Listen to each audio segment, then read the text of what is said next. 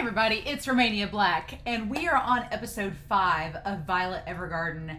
And we took a little break, did the OVA. The OVA was really sweet. I really liked the whole idea of Violet trying to come up with the lyrics to this song that played at the end of the opera. That was really, really beautiful. And what I like about it is it kind of calls back to episode 3 in that we're slowly getting Violet, her humanity slowly trickling back in, like her personality, like when she was in the corner, like her slowly getting little subtle hints of her personality showing through this seeming robotic shell. And I really love that about her character.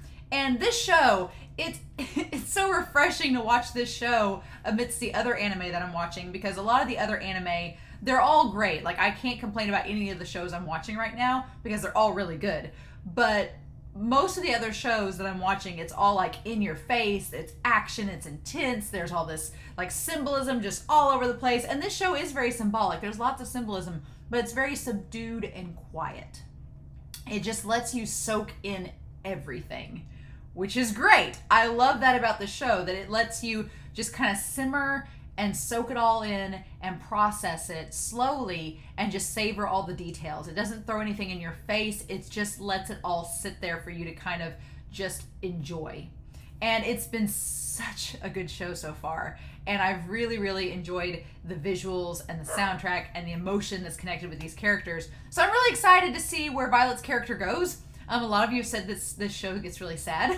So I'm like, I can't imagine why, as Violet slowly comes to grips with her humanity and discovers not only what love means, but also the one thing I'm confused about, and don't spoil me on this, but the one thing I am confused about, that I feel like I feel like Violet's slightly an unreliable narrator, because I feel like we're not getting the full picture, is that at one point we see Gilbert there, we see Gilbert dying, seemingly, and then it just cuts away. And then when she's questioned about it, Violet says, oh, well, he was left behind, or he was picked up. And I'm like, but was he dead? Like, how does that? I feel like there's information that we don't have yet that either Violet's not telling us, or she's in denial about, or she doesn't know. Like, there's something from the puzzle missing. I have had several of you comment about Oldithard, or Diet Hard, as I call him, that he's, the prestigious of the family, and then Gilbert's just kind of like a low-ranking grunt. And so I find that interesting. Like, he's not in the royal lifestyle like his brother is. So I think that's really interesting. But yeah, I'm ready to see what happens next. We're only on episode 5, so that's pretty good, right? So let's do this. Let us see what happens with old Violet Evergarden. And we're going to start episode 5. What I like about watching this through Netflix is that the episodes don't have a title necessarily until the end. So I don't know what this episode's called until it starts, which is a lot of fun. So let's do this, shall we? We're going to start episode 5 here in 3, 2, 1. Let's go.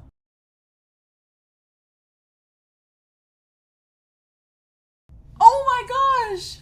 Oh, this show just got about 20 times more interesting. I was waiting for it. I was like, man, that was a really nice episode without any angst. Okay. And then the last 5 minutes happened, and it was like, oh, okay. This episode is so interesting. This probably is my favorite episode so far in the series. I don't know, episode 3 is really good too, though.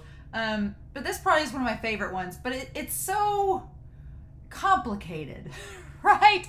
Love is complicated. And this episode touches on some things that are kind of taboo, kind of interesting, that, you think about, but okay. So we need to talk about this. But I like that we're getting a little bit of world building in this episode. Going back through and rewatching, I like that we're getting a little bit of world building with the countries and everything itself, but also with some of the characters, like Hodgins, for example. Him meeting with the general, I'm assuming it's the Department of the Army, so him meeting with the general, and the fact that he asks him for a drink, and Hodgins says, no, not right now.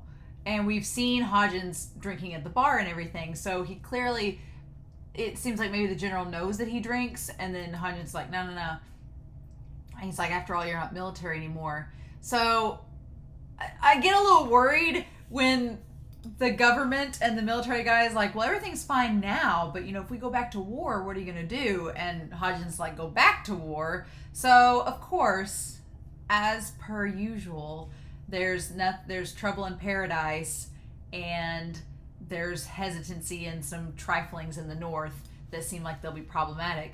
So for now, one of the peace agreements is to get two warring countries that were enemies brought together. And so Drossel and Flugel seem like the two countries that need to align with each other. And so of course we have the prince and then the Princess Charlotte getting married as kind of an alliance between their countries. So while I appreciate the relationship that is between the prince and princess in this episode, in the back of my mind the whole time I was also thinking, but your marriage is also a way. But she addresses that in the episode, so I guess Charlotte does address that, because I'm like, your marriage is kind of a political move, but Charlotte establishes that she researched the whole thing and she approached the council and said it would be a good idea. So she's not clueless. She knows exactly what she's getting into. The question is whether she loves him, so So I like we get this map. We have Drossel and Flugel, and they're like right next to each other. So this would be like just an alliance that would tell surrounding countries that the war is over. So it's basically a peace treaty move to keep the peace at bay longer. This movie's so gorgeous. There's parts in this movie, I say movie, it looks like a movie. There's parts of this episode where, the background shots, just the background shots of the garden, of the lake, of the river, everything. There's stuff that you see for half a second, and they're gorgeous. So I like the idea that we have in Drossel this published letter thing, like they read the letters out loud for the royal family. It's like the gossip, like the hot gossip with the celebrities.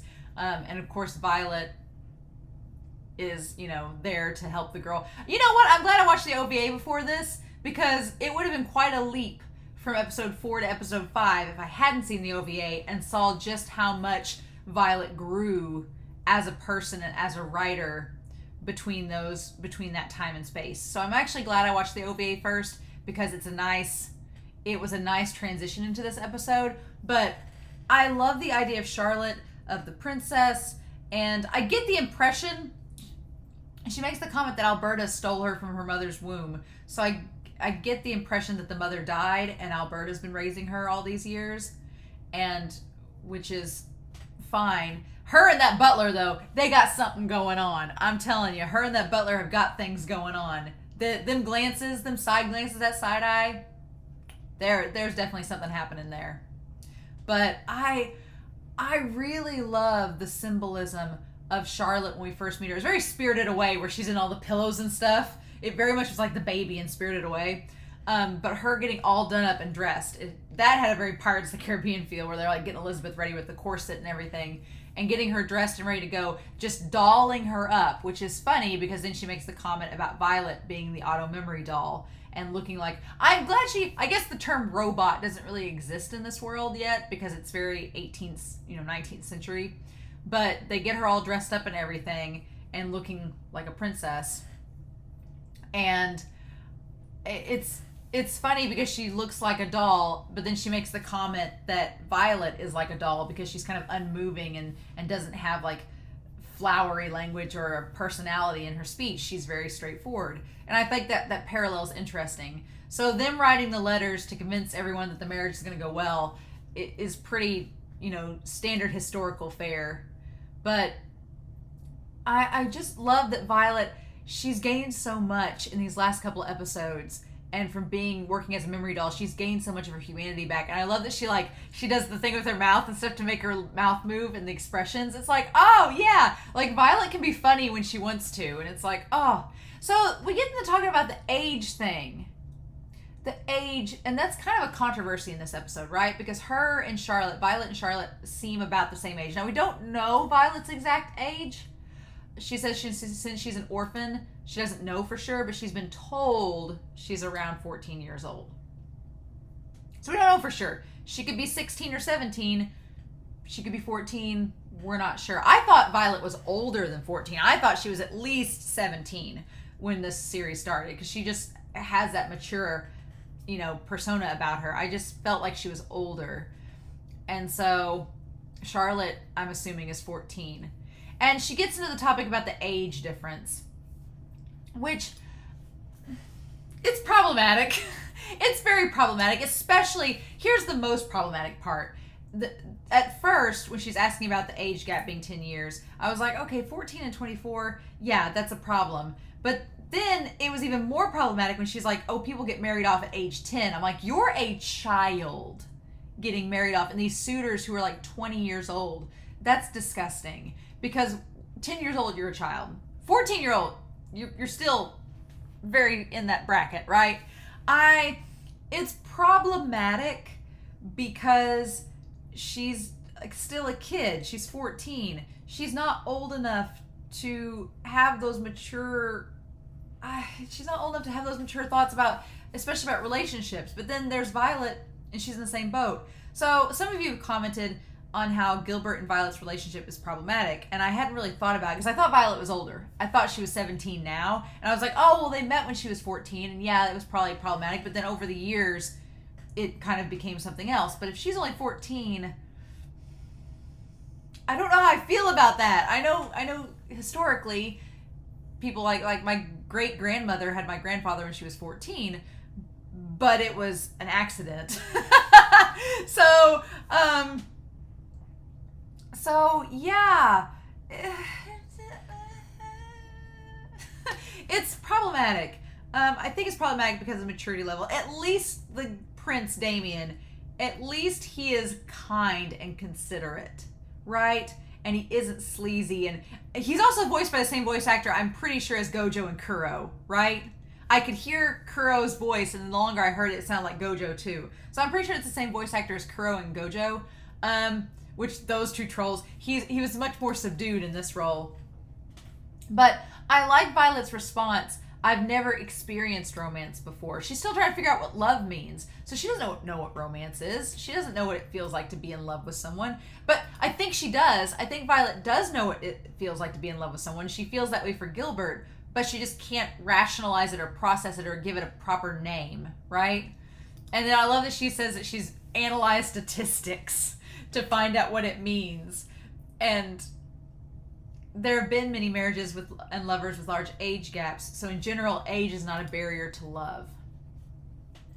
And so I feel like in some ways that maybe is a way to justify Violet and Gilbert's relationship, that sentence, age is not a barrier to love. It's true. You can love someone regardless of age. Like, you can love your grandparents, you can love your younger siblings, regardless of age. Love, it's not a barrier for loving someone. I feel like when it comes to romantic and sexual love, that you need to be an adult. You just need to have that mentality of an adult, because you're so impressionable when you're really young, and you don't fully have. I feel like it's just.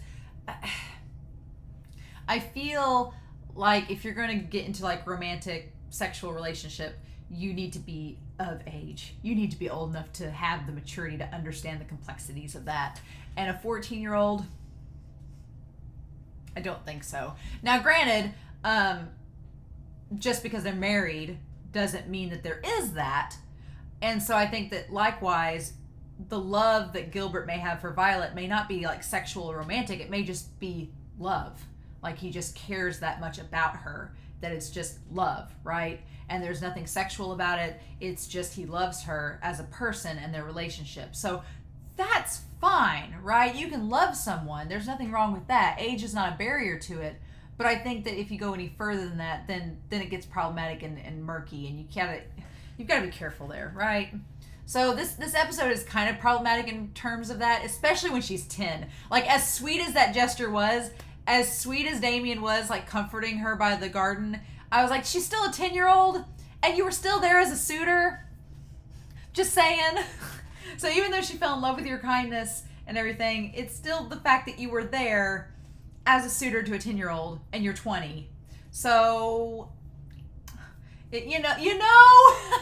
don't want to be a Debbie Downer about it, but it is an odd episode in terms of trying to justify it. I mean, I want to feel happy for them and for the romance, but there's a part of me that's like, oh, she's 14 and getting married, and girl, you have so much to learn between now and then. But what can we do in this historical, fictional world? What can we do that's based on fiction, based on historical events? What can we do? Yeah, God, that garden scene with the weeping willows is gorgeous. So I have to admire Violet for how far she's come letter writing. The letter that she writes, the initial letter, it's really good. It is very, very leaps and bounds above what she's been doing in the past.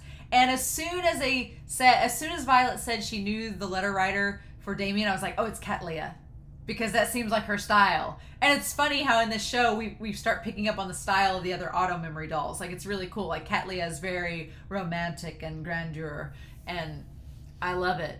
I love the idea that there's a flower with each letter from the other side. I love that she keeps collecting the roses and he's got the camellias. And oh my gosh, the art style of her caricature in the paper. The art style. It's like Kiwani, you just did a whole different style and it's gorgeous. It's like, I don't even know how to describe it, but that sketch style, it's beautiful. Like, come on. Show. I absolutely, and even when they do the tiny thumbnail in the newspaper, it's still gorgeous. Kiwani. And I should have guessed that it was Cat Leah from the beginning, because Cat Leah's not in that, when they're all looking over the newspaper and Hodgins like, everything's going so well. Cat Leah's not there. So I should have guessed that it was her from the start. But, you know. And so I get that Charlotte's really upset because Alberta can't go with her to the other king, which is stupid. You're gonna be the queen. Just make a rule letting Alberta come with you. I mean, come on. Let her go. But I can see how she doesn't want to leave that behind, someone she cares about, that she loves just as much, you know. And I love the close-up of her hands, like, especially at the end where they, like, go to her and she's in the wedding dress, because her hands look so calloused and old, like she's just done all this work with them. Ugh. And I love the idea of Charlotte writing the letter herself. She's like, I know that whoever's writing the letters for him isn't him, so why should I care? They're fake. And so I'm curious. I'm like, Violet, you're inspiring Charlotte to write her own letters, which is the right thing to do. Business-wise, it's a terrible decision because you're going to run your clientele away from you. It's going to be like the clientele's going to think, oh, we can write our own letters? Why do we need you? So as far as a business move, not good, but definitely the best move to make in letting Charlotte write her own letter, and then letting Damien, talking to Catalea, and letting Damon write back. And I love that it becomes like the gossip, like it becomes everybody reading letters like it's a soap opera, like it's a serial week to week, and even the soldiers being like, come on, be a man, go get her, and like stuff. It's like, I love that it just kind of evolves into something that's like a community thing. But again, she's 14. I don't even know.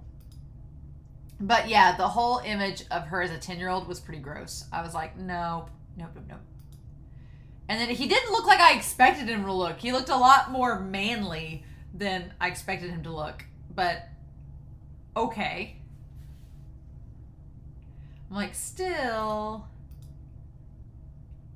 But it's all right. I do like that she studied on the research to figure out how it would benefit both of her sides, and she made an effort to get her father and the government to agree. So her dad's still around. We don't get to see him. He's right in front of her. Of course, he's blocked out, but we don't get to see him. So if he's around, I wonder if the mom had her and then Alberta just took care of her, or what happened. I don't know. And Charlotte brings up a really good point. She's like, what if he's in love with someone else? We just went through that with Iris in episode 4, where he was in love with someone else and not Iris. So Charlotte brings up a really good point. She's like, what if he's in love with somebody else and doesn't want to get married to me?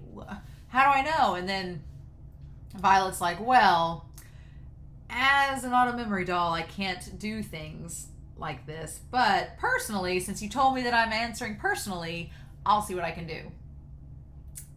And so there we go. But yeah, it's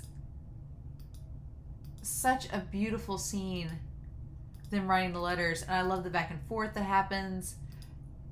And then eventually he agrees to meet her. And I love that when she like trumps back into there as soon as she gets his letter, she's mad. She writes a reply. And I love they ask her to meet at the garden and then gives her the letter finally.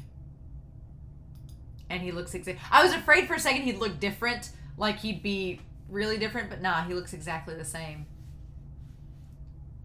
And she looks so pretty in her wedding dress. Like so gorgeous. Like I love that style, like the halter and everything. But I'm also like, girl... I don't know. I feel very conflicted about the episode because of the age gap. And the age gap isn't it. It's not the age gap necessarily. I think if she were 20 and he were 30, there'd be no issue. None at all. If she were 18 and he was 28, it'd still be like, girl, you got some growing up to do, but it's still fine. It's okay. But 14... I'm sure that all of you have different opinions about it. It doesn't detract from the story and from what this represents for Violet, because at the end of the day, I mean, the marriage thing, whether you think it's appropriate or not appropriate for her age, at the end of the day, the idea is that Violet learns from her about genuine communication and about, yeah, we can write this flowery language, but what do they really think? What is love? And I feel like what Violet gets out of it is that she connects Charlotte and Damien's love for each other to her and Gilbert. Because it seems like that's a similar age dynamic too, which I don't know how I feel about that. I'm like, if Violet were 17 now, I'd be like, oh, it's not so bad. But if she's 14, I don't know how I feel about it. So I need to think and stew on that. But I really thought, God, the details of this though, of her leaning down with her hand against Alberta's hand against her head, like that was such a beautiful shot. That detail's so gorgeous, like this show. But so we get back to Katlia and Violet getting their train and saying how she owes her, and Katlia being like, it was hard to convince Prince Damien to write his own letter, and she's like, thank you very much. And then Katlia's like, well, I want to eat steak. And Violet's like, is that what I owe you? And she's like, indeed. And she's like, understood. And so I feel like Catalina is looking at her expression here as she looks up towards the wedding, because it was such a sweet and tender moment. And Violet looks so gorgeous there. Like, she just looks so good. Like, I can't, y'all, I cannot. She looks so pretty. And for a second I was like, man, that ended on a great high note, didn't it? But nope. Nope, she gets off the ship, going back home. And who's there waiting on her? But this dude, Diet Hard, Death Hard. And him with the Mariners. So, is Death Hard with the Navy, I'm guessing? Oh my gosh. And I like his braid. He still has his braid, but it's in that little bow. And of course it's blue because Violet's red, because they're on opposite sides, of course. But it's like in the little bow. And he looks Navy Captain Bougainvillea. I heard rumors about you. So you did become an auto memory doll. So of course he's tying it back. And I'm like, is he going to talk about Gilbert? You bastard. I like that. So his memory isn't of the reason he's mad at her isn't about Gilbert, which makes me think maybe he's alive, because wouldn't you talk about your brother first before your people on the ship? But her being on the ship, the one who killed so many of my comrades. So this is her at the beginning, right? This is her at the very beginning of the story. When he showed her to Gilbert, she was in those rags and like looked like that. So did he capture her and get her to go back? I'm so curious. He said he found her, but she was on the ship. And she didn't kill him, so how did he subdue her? I don't know. He's like writing letters with the very hand that took so many lives. And her with that knife and everything. Oh my gosh. And she's just so quiet. You write letters that bring people together. Oh! Because yeah, that's a good point. Like she's got a lot of blood on her hands. And so she's like, you're a peacekeeper, but you can't even, with your past. I feel like if he didn't bring up Gilbert, either he's locked that emotion away and he doesn't want to talk about it, or Gilbert's alive, he just can't see her. And I don't know which it is. Don't spoil me, but I don't know which it is. But, oh my gosh, y'all, this episode was so good. So good. I'm really curious now if we're going to start episode 6 with Dithard, however you say his name. I know you told me in the comments, but I forgot. I want to call him Diethard so bad, and I know that's not right, but Dithard.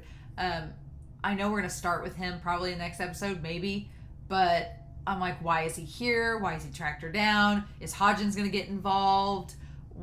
Is Benedict going to find her and take her away? What's going to happen? I'm like, Violet's just now figuring out how she feels about the Major and how she feels about wanting to write him a letter, and then we get him thrown in the mix. Ugh. So yeah, this episode was really, really good. It's one of my favorites of the season. There's a lot to think about and talk about, and it's a very uncomfortable conversation when you talk about like age of consent and things like that, and statutes and things like that. So it's very complicated. I like the idea that there's no age barrier to love. I like that concept. Me personally, it's a little weird that she's 14 and he's in his mid-20s, Charlotte and Damien. And so that does bring into question like Gilbert and Violet. Like if she's only 14 and Gilbert's in his 20s, brings that into question too. So I don't know. But maybe I'm not old-fashioned, but it's a very complicated conversation. And there's not really a definitive answer to it, right? So I'm curious to know your thoughts down below, what you thought of this episode, what you think of the whole situation.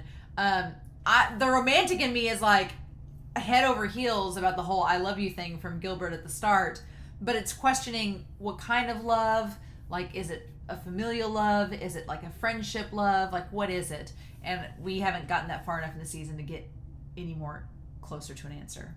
So I'm curious to know your thoughts down below. Thank you all so much for watching, and I hope you all have a wonderful week. Please stay safe, take care, and I'll be back next week with more Violet Evergarden. Bye.